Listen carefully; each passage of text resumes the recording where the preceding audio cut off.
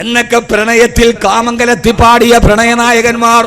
അത് മനസ്സിലാകേണ്ടവർക്ക് മനസ്സിലായാ മതി. ഉണ്ടായിട്ടുണ്ട്. പക്ഷേ പ്രേമം നടിച്ച പെണ്ണിനെ കിടപ്പറയിൽ കൊണ്ടുപോയി എല്ലാ കവർന്നെടുത്തിട്ടത് വീഡിയോയിൽ പിന്നെ നെറ്റിൽ അപ്ലോഡ് ചെയ്ത കാമുകന്മാര് പഴയകാലത്തുണ്ടായിട്ടില്ല. ആ കച്ചവടം പഴയകാലത്തുണ്ടായിട്ടില്ല. പ്രണയം സ്വാഭാവികമാണ്. ഒരു സഹാബി വന്നിട്ട് നബിയോട് പറഞ്ഞു, നബിയെ ഞാൻ അറിയാതൊരു പെണ്ണിനെ ചുംബിച്ചു നബിയെ. ഇപ്പൊ ന്യൂ ജനറേഷനാണ് ഈ വാള് പറയണത്. സംഭവിച്ചു പോയി, ഉറപ്പാണ്. ഇപ്പൊ എല്ലാം കഴിഞ്ഞു. നബിയെ ഞാൻ ചുംബിച്ചു പോയി, എന്നെ എറിഞ്ഞു കൊല്ല്. അല്ലാഹുവിന്റെ റസൂല് പറഞ്ഞു ചുംബിച്ചതേ ഉള്ളൂ. പ്രണയൊക്കെ ഇങ്ങനെ തുടങ്ങിയ ആ സമയത്ത് അതാണ് തഖ്വ, തിരിച്ചറിവാണ് തഖ്വ. നബിയെ എന്നെ എറിഞ്ഞു കൊല്ല്. അല്ലാഹുവിന്റെ റസൂല് പറഞ്ഞു ചുംബിച്ചതേ ഉള്ളെങ്കിൽ എറിഞ്ഞു കൊല്ലണ്ട. ആകാശലോകത്തു നിന്ന് ഗഗനലോകത്തു നിന്ന് ദിവ്യബോധനത്തിന്റെ വെളിപാടുമായി റൂഹുൽ അമീൻ മലക്ക് ജിബ്രീൽ അലൈഹിസ്സലാത്തു വസ്സലാം എന്ന നബിയെ അഖിമിസ്സലാത്ത തറഫിയൻ നഹാരി വസുലഫൻ മിനൽ ലൈൽ ഇന്നൽ ഹസനാതി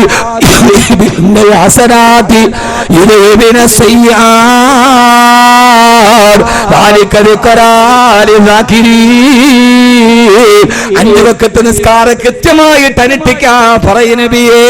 ഇന്നൽ ഹസനാതി യുദഹിബിന സയ്യാത്. തിന്മ ചെയ്താൽ നന്മകൾ വർദ്ധിപ്പിക്കണം. അപ്പൊ തിന്മദാന ഇല്ലാതാവും. അറിയാതെ ചെറിയ തെറ്റൊക്കെ വന്നാൽ നന്മകൾ വർദ്ധിപ്പിക്കുക. അല്ലാഹു തൗഫീഖ് നൽകട്ടെ. എന്നിട്ട് ഇനി ഒരിക്കലും തെറ്റ് ചെയ്യില്ല എന്ന് മനസ്സിലാക്കുക.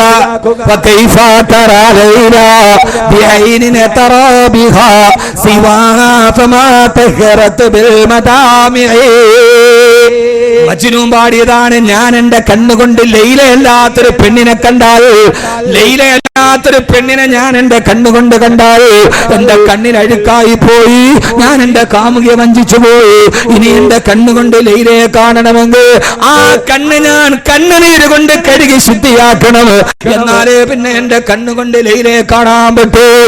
എഴുതിയിട്ട് ഇമാമുന ഗസാലി റളിയല്ലാഹു തആല ചോദിക്കുകയാണ്, മുസ്ലിമേ ഹറാമുകൾ കണ്ണുകൾ മുഴുവനും ഇങ്ങനെ വെച്ചിട്ട് ആ കണ്ണുനീര് കൊണ്ട് കഴുകി ശുദ്ധിയാക്കാട് എങ്ങനെയാണ് നിന്റെ റബ്ബിനെ നാളെ നിനക്ക് ലിഖാഹ് സ്വർഗ്ഗത്തിൽ കാണാൻ കഴിയുക?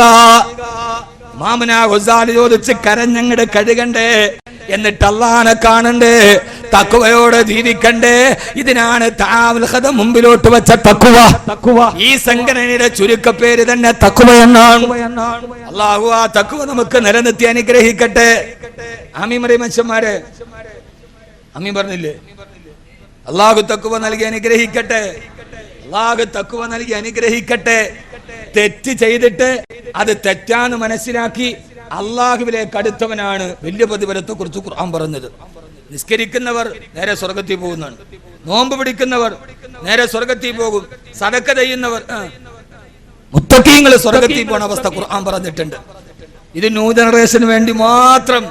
വസീഖല്ലദീന തഖൗ റബ്ബഹും ഇലാ ജന്നതി സുമറാ ഹത്താ ഇദാ ജാഊഹാ ഫുതിഹത് അബ്വാബുഹാ. മുത്തഖീങ്ങൾ സ്വർഗ്ഗത്തിന്റെ മുമ്പിലെത്തുമ്പോൾ വാതിൽ താനേ തുറക്കപ്പെടും. അവരതിലേക്ക് കയറിയിരുന്നാൽ അവർക്ക് ആവശ്യമുള്ളതൊക്കെ അവരുടെ മുമ്പിലേക്ക് വരും. മുത്തഖീങ്ങൾ സ്വർഗ്ഗത്തിൽ കയറുന്നത് ഇങ്ങനെയാ: കിളക്കണ്ട, പൂട്ടണ്ട, അവയിൽ കൊള്ളണ്ട, നിനക്കുള്ളതൊന്നും തന്നെ നീ അറിയണ്ട. കൊതിക്കുന്ന പഴമെടുക്കുന്നതാ കയറണ്ട, പറിച്ചാലുടൻ മുളയ്ക്കുന്നതാ കുറയണ്ട. നമ്മുടെ കൊല്ലം ജില്ലയുടെ സ്വകാര്യ അഭിമാനമായിരുന്ന ബഹുമാനനായ തടവ മുഹമ്മദ് കുഞ്ഞു മൗലവി നവ്വറല്ലാഹു മർക്കദ ഇന്നും ഒരു തെക്കൻ ജില്ലക്കാരെന്ന രീതിയിൽ വടക്കൻ മലബാറിൽ പോകുമ്പോ അഭിമാനമേടെന്നറിയോ? വടക്കൻ മലബാറിൽ പോയി എവിടെ വാള് പറഞ്ഞാലും ആളുകൾ പറയും തടവ ഉസ്താദ് ഇവിടെ വാള് പറഞ്ഞിട്ടുണ്ട്. തടവ ഉസ്താദ് വാള് പറയാത്തൊരു മഹല്ല് വടക്കൻ മലബാറിലില്ല. അങ്ങനത്തെ മഹാപണ്ഡിതൻ ഇവിടെ വന്നപ്പോ ആരോ അനൗൺസ് ചെയ്തു, പ്രഭാഷണ കലയിലെ ചക്രവർത്തി ബാക്കവി എന്നല്ല, പ്രഭാഷണ കലയുടെ ചക്രവർത്തി ആരെന്നറിയോ? തഴവ മുഹമ്മദ് കുഞ്ഞു മൗലവി നവ്വറല്ലാഹു മർക്കദ. കാസർഗോഡ് ബേക്കൽ പള്ളിയിൽ വാളിന് പോയപ്പോ അവര് പറഞ്ഞു 22 വർഷം തുടർച്ചയായി 10 ദിവസം വെച്ച് വാള് പറഞ്ഞിട്ടുണ്ട് തഴവ ഉസ്താദ് അവിടെ. അപ്പൊ ആരാ ചക്രവർത്തി? നമ്മൾ 1, 2, 3, 4 ആകുമ്പോ പറയുന്നു വേറെ വാക്കവി വിളിക്കാം. 22 വർഷം അവിടുത്തെ ഹൗദിന്റെ കരയിലിരുന്നിട്ട് ഹൗദിനെ കുറിച്ച് പാട്ടുണ്ടാക്കി കളഞ്ഞു. ബേക്കലുകാര് പറയാ ലോഹർ നിസ്കരിക്കാൻ ഹൗദിലേക്ക് വന്നു. ഹൗദിൽ വെള്ളമെടുത്തപ്പോ ഹൗദിൽ കിടന്നിട്ട് മീനുകൾ ഓടിക്കളിക്കുന്നു. ആ ഹൗദിന്റെ ചെറിയ അത് ആ കല്ലിലിരുന്നിട്ട് 48 വരെ പദ്യം പാടി. ബേക്കല് പള്ളിയിലെ ഹൗദിനെ കുറിച്ച് മഹാനായ തടവ മുഹമ്മദ് കുഞ്ഞു മൗലവി നവ്വറല്ലാഹു മർക്കദ എന്താ സാധനം എന്നറിയോ? കിളയ്ക്കണ്ട പൂട്ടണ്ട വെയിൽ കൊള്ളണ്ട, നിനക്കുള്ളതൊന്നും തന്നെ നീ അറിയണ്ട. നിന്റെ വേർപ്പ് വേണ്ട, നിനക്കൊന്നും വേണ്ട. എവിടെ ഇരുന്നാൽ അവിടെ നിന്റെ മുമ്പിൽ സാധനങ്ങളെത്തും. ആഗ്രഹിക്കുന്നതെല്ലാം ദുനിയാവിൽ കിട്ടില്ല, ചോദിച്ചതെല്ലാം ദുനിയാവിൽ കിട്ടില്ല. ആഗ്രഹിച്ചതും ചോദിച്ചതും ഒന്നിച്ച് എല്ലാം കിട്ടുന്ന സ്വപ്നം സാക്ഷാത്കരിക്കുന്ന ലോകമെന്നേ ഉള്ളൂ. അത് സ്വർഗമാണ്. വലക്കും ഫീഹാ മാ തസ്തഹിയു ഫസുദ്ദും വലക്കും ഫീഹാ മാ തദ്ദഊ. ആഗ്രഹിച്ചതും ചോദിച്ചതും അവിടെ കിട്ടും. അള്ളാഹു നമുക്കത് നൽകി അനുഗ്രഹിക്കട്ടെ. ഒന്നൊന്ന് ഞാൻ നിർത്തി. ഒന്ന്, മുത്തക്കീങ്ങൾ സ്വർഗത്തിൽ പോണ അവസ്ഥ ഇങ്ങനെയാ. ഖുർആൻ പറഞ്ഞ സൂറത്ത് സുമർ, വാതിൽ താനെ തുറക്കും, അകത്ത് കയറി ഇഷ്ടമുള്ളതൊക്കെ. തെറ്റ് ചെയ്തവൻ സ്വർഗത്തിലേക്ക് പോകുന്ന അവസ്ഥ ഖുർആൻ പറയുന്നുണ്ട്. എങ്ങനെയാ? തെറ്റ് ചെയ്തു, തെറ്റ് ചെയ്തപ്പോ തെറ്റാന്ന് മനസ്സിലാക്കിയിട്ട് പിന്നെ അതിൽ നിന്ന് തിരിച്ചു മടങ്ങി അവനെക്കാത്ത് സ്വർഗം ഇങ്ങോട്ട് വരും. അവനെ നോക്കി സ്വർഗം. എന്താ മനുഷ്യന്മാരെ, അലാവുദ്ദീൻ അത്ഭുത വിളക്ക് വന്നിട്ട് ഉണ്ടായിരിക്കോ? ഇത് നിസ്കരിച്ചവനെ മാത്രമല്ല, തെറ്റ് ചെയ്തു പോയി അറിയാതെ. പക്ഷേ അല്ലാഹു തവ്വാബാണ്, അവൻ ഗഫാറാണ്, അവൻ സത്താറാണെന്ന് മനസ്സിലാക്കി തിരിച്ചു നടന്നു. പിന്നെ അവൻ നല്ല ജീവിതം നയിച്ചു. അവനെ അന്വേഷിച്ചിട്ട് സ്വർഗം ഇങ്ങോട്ട് വരും. ബാക്കിയുള്ളവർ സ്വർഗം അന്വേഷിച്ച്, കാരണം നിനക്ക് പവർ കൂടുതലാ.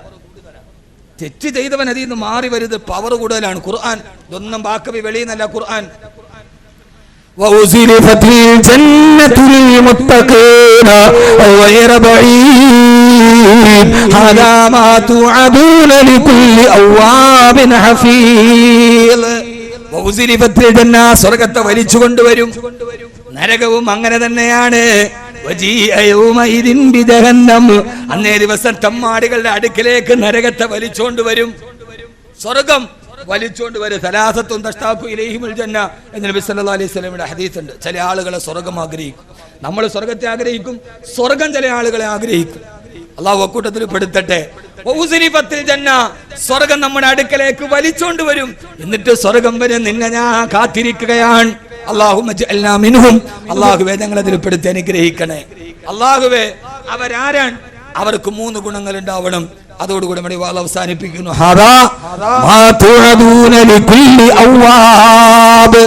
തെറ്റ് ചെയ്തിട്ട് പശ്ചാത്തപിച്ചു മടങ്ങിയ ഔവാബ്.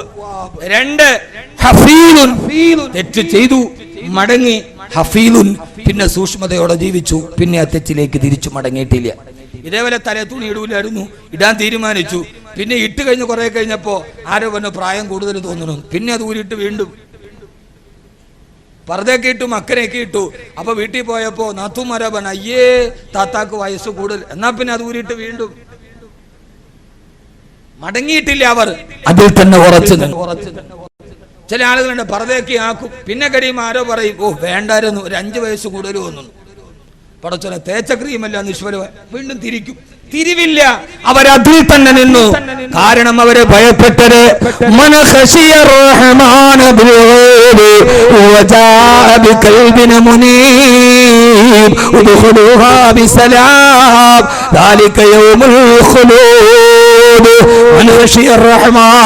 അവര് റഹ്മാനായ അള്ളാനെ ഭയപ്പെട്ട് ജീവിച്ചവരാണ്.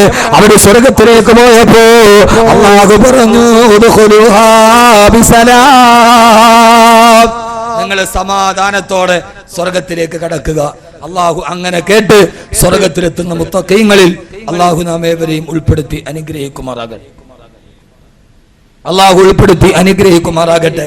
ഇൻഷാ അല്ലാഹ് അവസാനത്തെ വാക്ക് ഉദ്ഖുലൂഹാ ബിസ്സലാം. നിങ്ങൾ സമാധാനത്തോടെ നിങ്ങൾ സ്വർഗത്തിലോട്ട് കടന്നോളി. ഈ ദുനിയാവിൽ സമാധാനം കിട്ടില്ല, പ്രത്യേകിച്ച് സമാധാനമില്ലാത്ത ഒരു വിഭാഗമാണ്. അതിനുശേഷം ഖത്തം ഖുർആനും ബഹുമാനപ്പെട്ട തങ്ങളുടെ ദുആയി നടക്കും. ഒരു വിഭാഗമാണ് നമ്മുടെ മുഅല്ലിമീങ്ങൾ. ഒന്നുമില്ല, വെള്ള വസ്ത്രത്തിന്റെ മുമ്പിൽ ചിരിച്ചു കാണിക്കുന്നവർ. ഒരു പള്ളിയിലെ മുഅല്ലിം, ഒരു മുഅദ്ദിൻ. നിങ്ങളൊരു കാര്യം ആലോചിച്ച് നോക്കി. ഒരു നാട്ടിലെ ഏറ്റവും ചെറിയ ശമ്പളത്തിൽ ജോലി ചെയ്യുന്ന ആളാണ് ആരാ? ഒന്നോ സഹകരിക്കുക, മോദി ബാഗ്. ബംഗാളിക്ക് പോലും അതിനേക്കാൾ കൂടുതലാണ്. ഏറ്റവും കുറഞ്ഞ ശമ്പളം. ഇനി മങ്കൂസ് മൗലൂദിന് പോയതിന് ഖത്തീബിന് 500, അപ്പഴും മുക്രിക്ക് 200 ഉള്ളൂ. ഏറ്റവും പാവപ്പെട്ട ആൾ, അള്ളാഹുവിൽ ഏറ്റവും ഉന്നതനായ ആൾ. എന്നാ നിങ്ങൾ ഞാൻ ഇപ്പോ കണ്ണൂരെടുത്ത് വാതിനോപ്പോ അവിടുത്തെ ജുമയ്ക്ക് അവിടുത്തെ മുക്രി പറഞ്ഞ 1500 രൂപ ശമ്പളം. 1500. ഞാൻ ചോദിച്ചു, സുബ്ഹാനല്ലാഹ്, ഇന്നാ ലില്ലാഹി വ ഇന്നാ ഇലൈഹി റാജിഊൻ. ഇപ്പോഴുമുണ്ട് പല സ്ഥലത്തും. പക്ഷേ ഒരു കാര്യം ഉറപ്പാ, ലോകത്തിന്റെ കോടീശ്വരന്മാര് പലരും കടക്കണി മൂലം ആത്മഹത്യ ചെയ്തിട്ടുണ്ട്.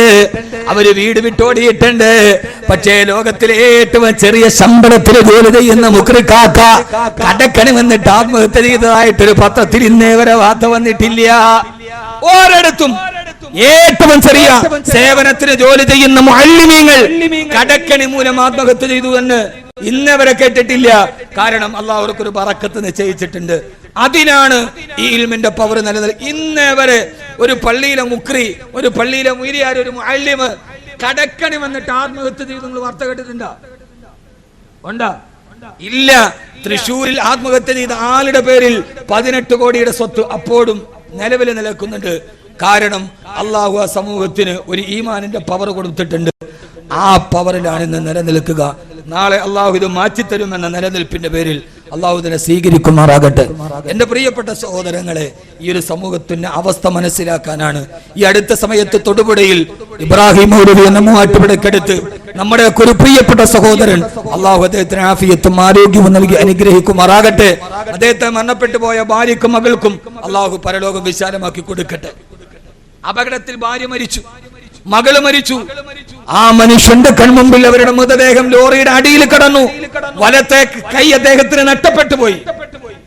അവസാന നിസ്സഹായനായി തന്റെ മകളും തന്റെ ഭാര്യയും മരിച്ച് അമൃത ഹോസ്പിറ്റൽ ഐസിയുവിൽ കിടന്നു. ആ മനുഷ്യൻ ഐസിയുവിൽ എഴുന്നേറ്റപ്പോ അദ്ദേഹം പറഞ്ഞെന്തെന്നറിയോ? കൂട്ടുകൂടെ നിന്നവരോട്, എന്റെ വലത് കൈ പറ്റി പോയ കാര്യം എന്റെ ഭാര്യയോടും മകളോടും പറയരുത്, ഇവർക്ക് താങ്ങാൻ കഴിയില്ല. ആ പാവത്തിന് അപ്പോഴും അറിയില്ല തന്റെ ഭാര്യയും മകളും ആറടി മണ്ണിലേക്ക് പോയി. ഒരൊറ്റ യാത്ര, ഒരു നിമിഷം മതി ജീവിതം മാറി മറിയാൻ. നമ്മുടെ പത്രത്തിലൊക്കെ ഒരു പരസ്യമുണ്ട്. ഇപ്പോ ഇലക്ഷനൊക്കെ എടുത്തപ്പോ 1 വർഷം ജീവിതം മാറി മറിഞ്ഞു. ഞാൻ പറയുന്നല്ല, ഒരു നിമിഷം മതി. ബൈക്കിൽ യാത്ര ചെയ്തു. ആ യാത്രയിൽ ഒരു അപകടം, ഭാര്യ നഷ്ടപ്പെട്ടു, പൊന്നുമോള് നഷ്ടപ്പെട്ടു, വലത്തെ കൈ നഷ്ടപ്പെട്ടു. ആ മനുഷ്യന് എഴുന്നേക്കും, എന്റെ വലത്തെ കൈ നഷ്ടപ്പെട്ട കാര്യം എന്റെ ഭാര്യയോടും മോളോടും പറയരുത്. അദ്ദേഹത്തിന് അറിയില്ല തന്റെ ഭാര്യയും മകളും ആറടി മണ്ണിലേക്ക് പോയി. ആ മനുഷ്യനെ ഞാൻ കണ്ടത് കുറെ വർഷങ്ങൾക്ക് ഞാൻ തൂക്കുപാലത്ത് ജോലി ചെയ്യുമ്പോഴാണ് കരിമൻ ഇബ്രാഹിം മൗലിയെ കാണുക. അന്ന് എന്നോട് പറഞ്ഞു, വാക്ക് വേണ്ട, ഞാൻ ചെറുതായിട്ട് വാത് തുടങ്ങിയ സമയമാണ്, ദുആ ചെയ്യണേ സ്വന്തമായിട്ട് വീട് കിട്ടാൻ. ഇപ്പൊ മരിക്കുമ്പോഴും ആ മനുഷ്യന് സ്വന്തമായിട്ടൊരു വീട്. ഇനി ബാക്കിയുള്ള മക്കൾ വളർത്താനൊന്നുമില്ല. 2 കൈ ഉണ്ടായിട്ട് അദ്ദേഹത്തിന് കഴിഞ്ഞില്ല.